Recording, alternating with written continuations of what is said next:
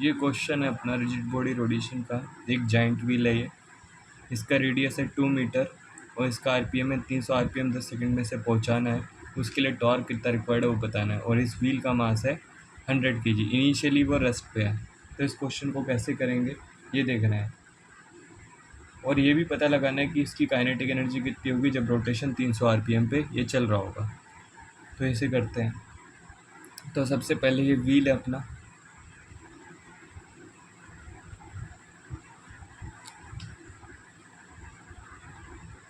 तो व्हील है उसका रेडियस है 2 मीटर और आरपीएम 300 आरपीएम पे उसको लेके जाना है 10 सेकंड के अंदर।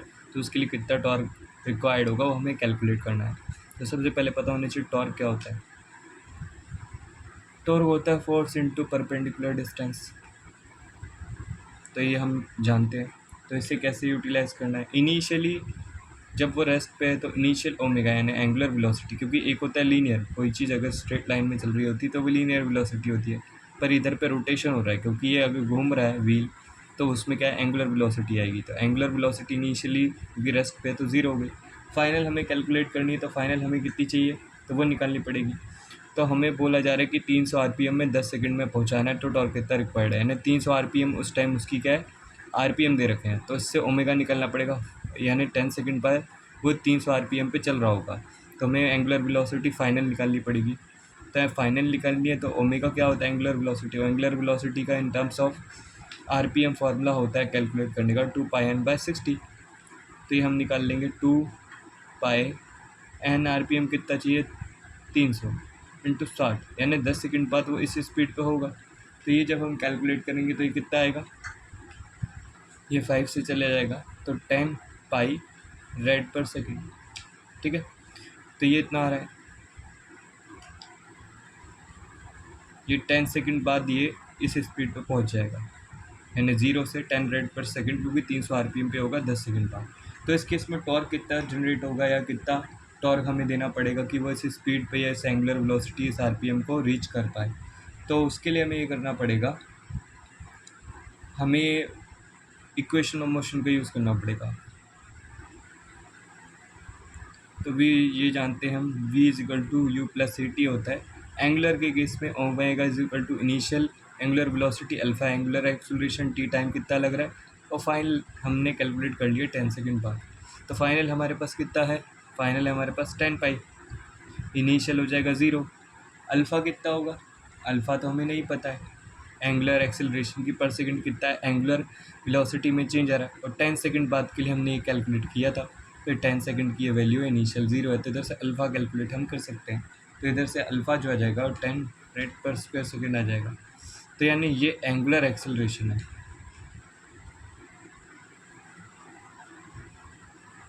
तो एंगुलर एक्सेलरेशन हमने निकाल लिया। तो टॉर्क निकालने का एक और फॉर्मूला होता है जो कि होता है आई अल्फ़ा। ये है moment of inertia,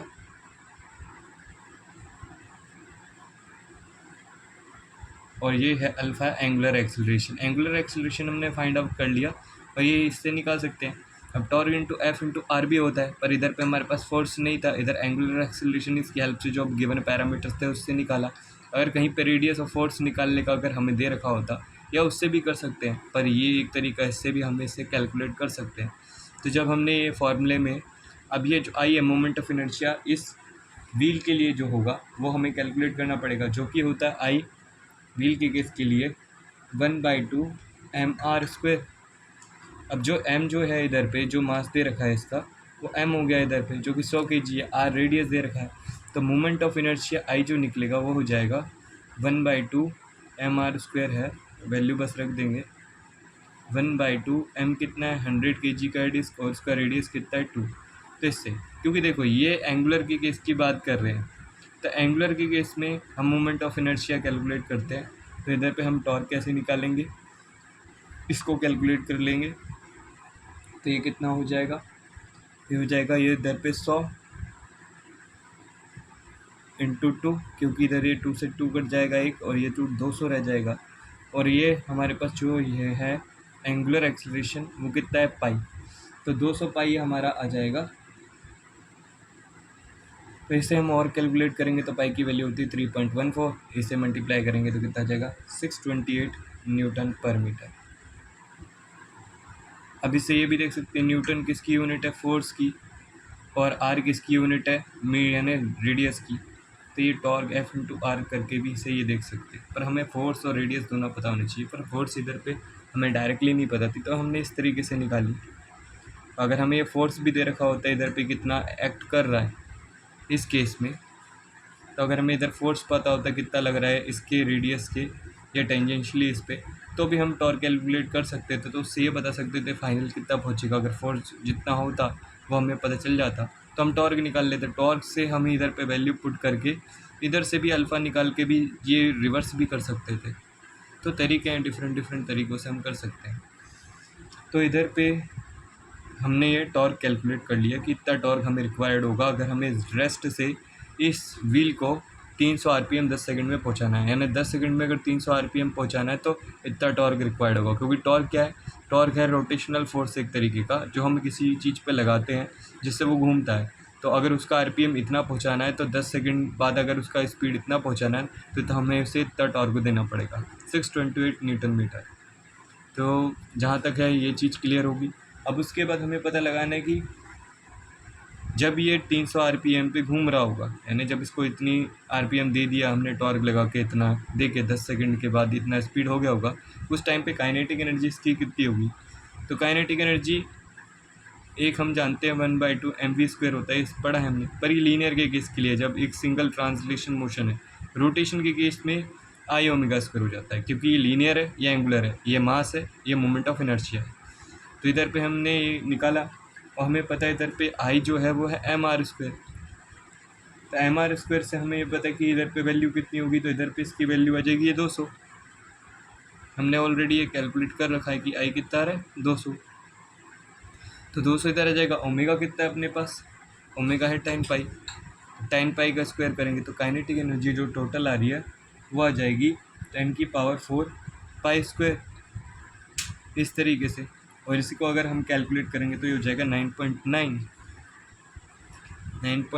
into 10⁴ joule. तो मास जो है वो लीनियर के केस में यूज़ हो रहा है और लीनियर वेलोसिटी यूज़ हो रही है। काइनेटिक एनर्जी अगर कैलकुलेट करनी है, पर ये एंगुलर है, आरपीएम दे रखा है, तो इसमें हम 1/2 मोमेंट ऑफ इनर्शिया यूज़ करेंगे। ओमेगा निकालना है तो एन का यूज़ करेंगे जो ऑलरेडी हमने निकाला 2πn/60 से। तो ओमेगा मिल जाएगा उस पॉइंट पे कि एंगुलर वेलोसिटी कितनी है, अगर आरपीएम इतना दे रखा है तो उसके हिसाब से 10 पाई आ रहा था जो ऑलरेडी हमने कैलकुलेट किया। उसके कैलकुलेट करके हम निकालेंगे कि काइनेटिक एनर्जी जब भी 300 आरपीएम पे घूम रहा होगा व्हील, तो 9.9 इंटू 10⁴ जूल ये इसकी उस टाइम एनर्जी होगी। तो इस तरीके से हम क्वेश्चन कर सकते हैं।